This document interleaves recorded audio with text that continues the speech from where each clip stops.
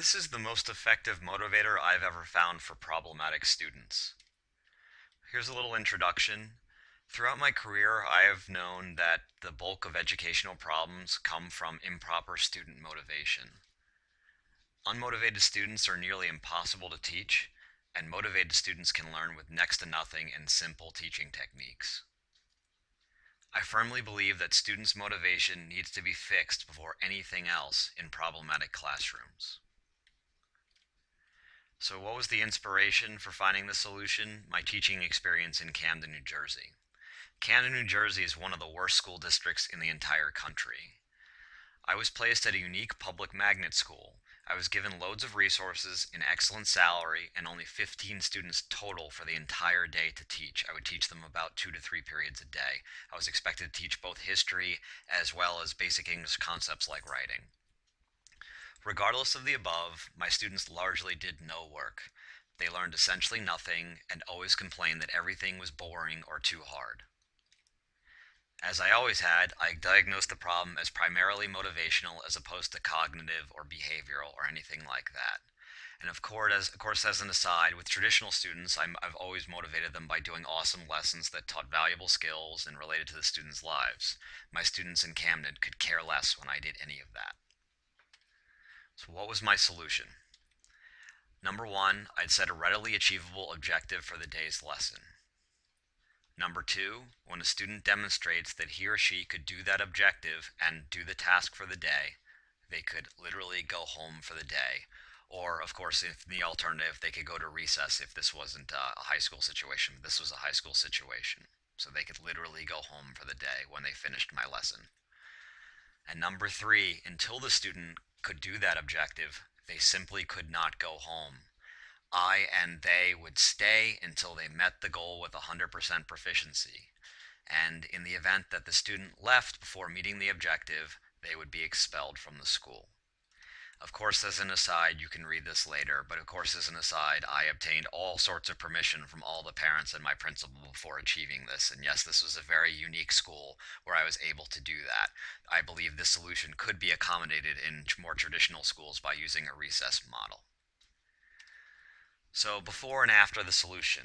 Before, what was it like teaching in Camden? Well, here's your typical behavior you could probably predict. The students came unprepared without a writing utensil or a notebook all the time. The students took an inordinate amount of time to start a task if they ever started at all. The students were willing to take zeros or give up in the face of any stress or adversity whatsoever. The students proactively impeded each other's success, engaging in verbal arguments. The students would often try to sneak out of class or leave early, and this is the motivation for this solution.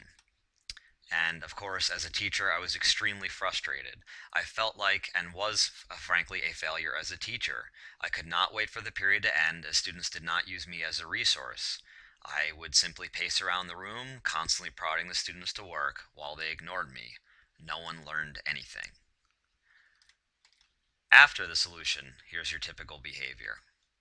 The vast majority of my special education students' learning disabilities disappeared.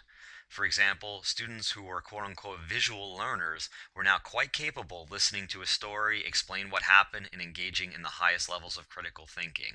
I did not have a single student with an IEP whose disability was visible after this solution. The students engaged in a mad rush to get my attention. At first, the students would hand in poor work, trying to pass it off as meeting the day's objectives. They'd say things like, okay, here it is, can I go? And I'd go, hold on, I gotta grade it. I would hand it back to them after looking at it, put all the mistakes and marks on it, and put them at the end of the queue. I'd tell them, until you get this at 100% right, you cannot go home. They then quickly learned to look over their own work with a critical eye and revise to avoid this. The students began teaching themselves and fixing their work by researching what was wrong with it. As an example, before using this solution, I tried teaching my students what sentence fragments were because my students continually used them. It was incredibly frustrating. After 2 weeks of traditional teaching methods, the students still failed to understand what a sentence fragment was and continued using them. This was infuriating for me because it's so simple what a sentence fragment is. I knew what a sentence fragment was in 5th grade. I never wrote in sentence fragments. When using the solution, I would simply just write SF on their writing and hand the paper back to them. I wouldn't even tell them what SF was. The students that would then Google, they'd ask what's SF, what's SF. They'd ask each other and they'd ask me what's SF, what's SF, and I'd say sentence fragment, or somebody else would yell out sentence fragment. The students would then just Google sentence fragment, teach themselves what that meant in 5 minutes, and fix the problem in their writing forever. And I wasn't just teaching about sentence fragments, I was doing, 5 paragraph essays, and they had to get every sentence completely grammatically correct before they could turn it in. And instead of me just teaching about sentence fragments, I'm teaching about real, difficult work. And if they had a sentence fragment, they would just Google what it was and then fix the problem. And those problems never came back. The students began rigorously policing each other's behavior. Comments such as, "Would you be quiet? I have to get out of here to pick up my sister," became commonplace, and they actually curtailed misbehavior in the classroom almost completely. I had many students say, "Hey man, hurry up. We want to play basketball. Let's go. We can get out of here. Just fix your sentence fragments." Or, you used a straw man fallacy there. Well, what's a straw man fallacy? Oh, I'll just tell you. Here's the answer. Don't do that. Don't set up a fake argument, attack your opponent's real argument. They could do almost anything. The students began teaching each other the skills they just learned. Comments such as, "Hey, I need to get out of here. Again, can someone just teach me what a sentence fragment is?" became incredibly commonplace. And I was exhausted. I went from being of no use in the classroom to being in a mad rush, dashing from student to student as everyone furiously demanded my attention. I would start to get comments such as, "Oh, Mr. Sanders, that's not fair. You've been helping him too long. Help me, help me." It was exactly the opposite of what I was doing before. Before, I'd walk around and the students would barely acknowledge my presence. The only time they'd ever listen to me is if I threatened them in some way, threatened to call home, threatened to give them a detention, tried to tell them they were going to fail. Now they were coming to me furiously and getting mad when I didn't give them my attention. So why did this solution ultimately fail, and what does that say about education? Like a good economist, my students sought to maximize the benefits of this model, and to me, this made me very proud. In addition to moving collectively and minimizing their errors to leave school as fast as possible, some students went as far as to start coming to school early when I'd get there early. I'd get there half an hour early to set up my lesson, meet me before the first bell, and simply do the day's objectives before school began. I had one student who was always there an hour early. I don't know why. And he'd say, "Can I just learn what I need to learn now?" And of course, I had no problem with that. But this freaked out my administration. They, of course, said, when you started this, students were leaving 10, 15 minutes early, but students need to be in the classroom. And what this says about education, I think school officials are fundamentally averse to efficient solutions. In business, if an employee can do the X task faster, that's great.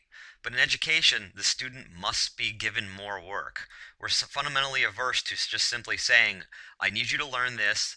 Can you do it as quickly as possible?" And if they do it as quickly as possible, rewarding them. I think it's a model that can really, if you tweak it, obviously you can't be sending students home because you don't have a unique magnet high school. But if you adopt this kind of model where you can do this, and the faster you do this, then you get to go home, or you get to do what you would like to do, have some kind of free time, or go to recess.